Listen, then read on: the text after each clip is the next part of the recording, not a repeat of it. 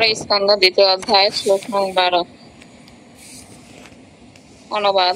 পরমেশ্বর ভগবানের উদ্দেশ্যে নিবেদিত শুদ্ধ ভক্তিমূলক সেবা অনুষ্ঠান এমনই আধ্যাত্মিক গুণ সম্পন্ন যে ওই ধরনের অপ্রাকৃত পারমার্থিক সেবা ধর্মের বিষয়ে শুধুমাত্র শ্রবণের মাধ্যমেই, সেই বিষয়ে আগ্রহ প্রকাশের মাধ্যমে, সেই প্রসঙ্গে মনোনিবেশের মাধ্যমে, সেই সকল তথ্যাবলী শ্রদ্ধা ও বিশ্বাস সহকারে স্বীকারের মাধ্যমে, কিংবা অন্য সকলের ভগবত ভক্তির কথা প্রশংসার মাধ্যমে, এমনকি যারা দেবতাদের ঘৃণা করে তারা এবং অন্য সমস্ত জীব অচিরেই শুদ্ধতা অর্জন করতে পারে। তারপর শ্রীল ভক্তি সিদ্ধান্ত সরস্বতী ঠাকুর ব্যাখ্যা করেছেন যে সদ্ধর্ম শব্দটি বলতে ভাগবত ধর্ম বোঝানো হয়েছে। এই ব্যাখ্যা শ্রীধর স্বামীও সমর্থন করেছেন। ভাগবত ধর্ম এমনই আধ্যাত্মিক শক্তি সম্পন্ন যে জাগতিক জীবনধারায় যারা নানাভাবে পাপাচরণে জড়িত হয়ে পড়েছে তারাও এই শ্লোকটিতে বর্ণিত যে কোনো ক্রিয়াকর্মের অভ্যাস শুরু করার মাধ্যমে অনায়াসে শুদ্ধতা অর্জন করতে পারে। সাধারণভাবে দান ধ্যান করার মাধ্যমে মানুষ ভগবত সেবায় বিনিময়ে কোনো কিছু পেতে চায়, তেমনি নির্বিশেষবাদী মানুষ নিজের মুক্তি লাভের উদ্দেশ্যেই সবকিছু করতে থাকে এবং চিন্তায় স্বপ্ন বিভোর হয়ে থাকে যে সেও শীঘ্রই ভগবানের সম্মুখ হয়ে উঠবে। অবশ্য ভাগবত ধর্মে ওই ধরনের কোনো অশুদ্ধ প্রবণতার স্থান নেই। ভাগবত ধর্ম শ্রী ভগবানের উদ্দেশ্যে নিবেদিত ভক্তিমূলক সেবা ধর্ম, যার একমাত্র উদ্দেশ্য শ্রী ভগবানের সন্তোষ বিধান। যদি কেউ এই প্রক্রিয়া নস্যাৎ করে এবং তার পরিবর্তে অন্য কোনো প্রক্রিয়া সম্পর্কে শ্রবণে, শিক্ষণে কিংবা চিন্তনে আগ্রহী হয়ে ওঠে, তাহলে অনতি বিলম্বে শুদ্ধতা অর্জনের সুযোগ হারিয়ে ফেলবে। যারা পাপাচরণে অধঃপতিত হয়েছে তাদের অচিরে শুদ্ধতা লাভের কোনো ক্ষমতাই সাধারণ জাগতিক যোগ প্রক্রিয়াদির মধ্যে নেই, কারণ ওই যোগাভ্যাসগুলি শুধুমাত্র বিপুল জল্পনা কল্পনার মাধ্যমে নিরাকার ব্রহ্ম উপাসনার সাহায্য কিছু আধ্যাত্মিক শক্তি লাভের পক্ষে উপযোগী হয়ে থাকে।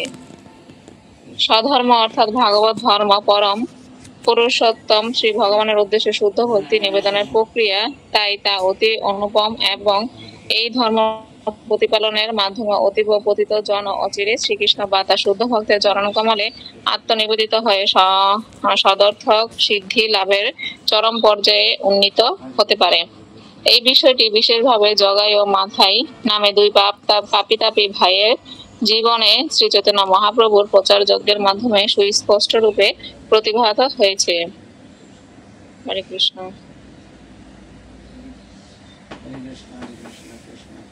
তো এই শ্লোকটিতে মূলত ভাগবত ধর্মের কথাই বলা হয়েছে যে এই ধর্মটি পালন করা আমাদের জন্য কতটা গুরুত্বপূর্ণ, যে পরমেশ্বর ভগবানের কাছে আত্মসমর্পণ করা আমাদের মধ্যে যে জড়জাগতিক বা আমাদের মধ্যে যে সমস্ত পাপিতাপি আমরা পাপাচারে লিপ্ত হচ্ছে জড়জগতে এসে, তো সেই থেকে আমরা কিভাবে উদ্ধার পেতে পারি সেটাই এই শ্লোকে বলা হয়েছে। যে শুধুমাত্র পরমেশ্বর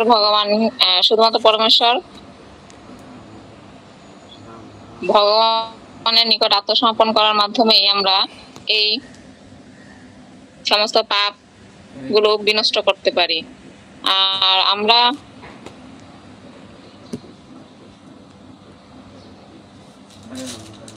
এখানে বলা হয়েছে যে দান ধ্যানের মাধ্যমে আমরা সাধারণত যে দান ধ্যান বা যজ্ঞ আদি যে সমস্ত কিছু রয়েছে সেগুলো সাধারণত সেই সমস্ত কিছু করার মাধ্যমেও আমাদের এই ভাগবত প্রেমটা নিজেদের মধ্যে জাগ্রত করতে পারি এবং পরমেশ্বর ভগবানের সর্বদা নিজেকে পরমেশ্বর ভগবানের দাস রূপে নিজেকে ভেবে তার চরণ আত্মসমর্পণ করার মাধ্যমেও আমাদের মধ্যে যে শুদ্ধতা অর্জন করতে পারি।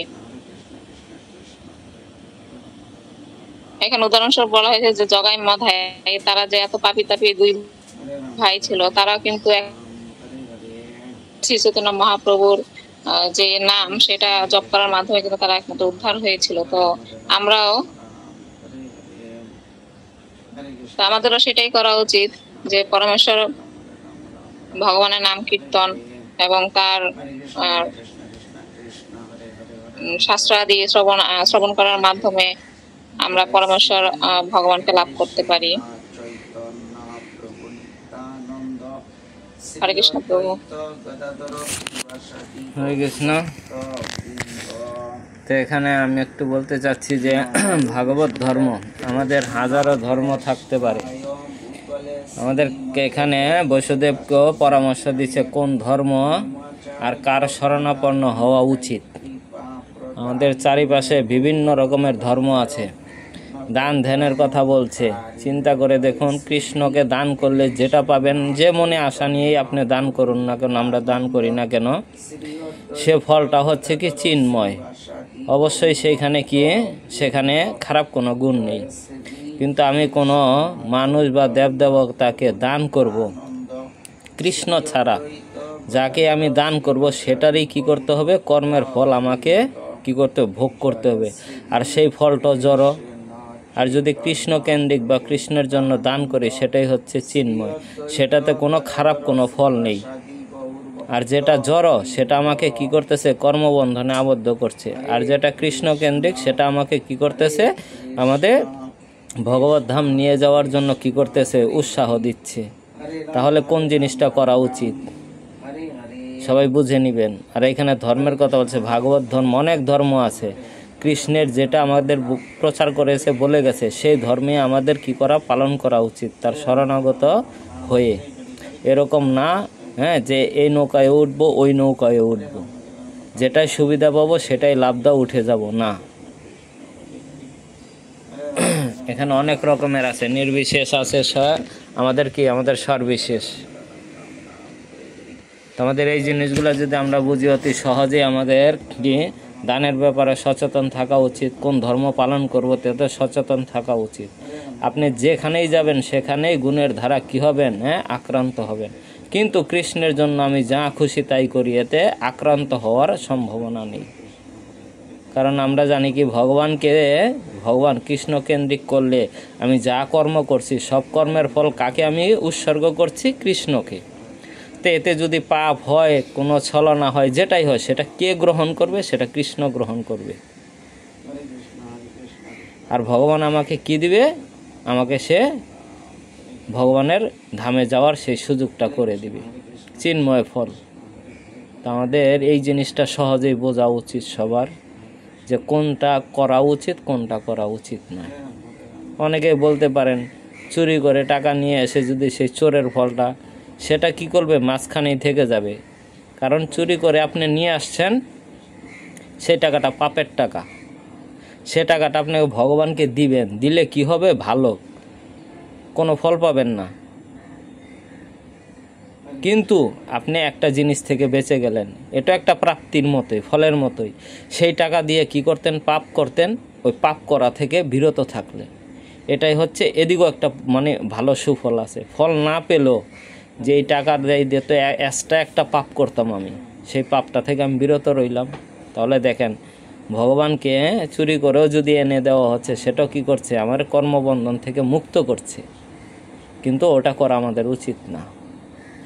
কারো কোনো প্রশ্ন, কারো কোনো দ্বিধাদ্বন্দ্ব যদি না থাকে, আমরা নেক্সট শ্লোকে চলে যাব।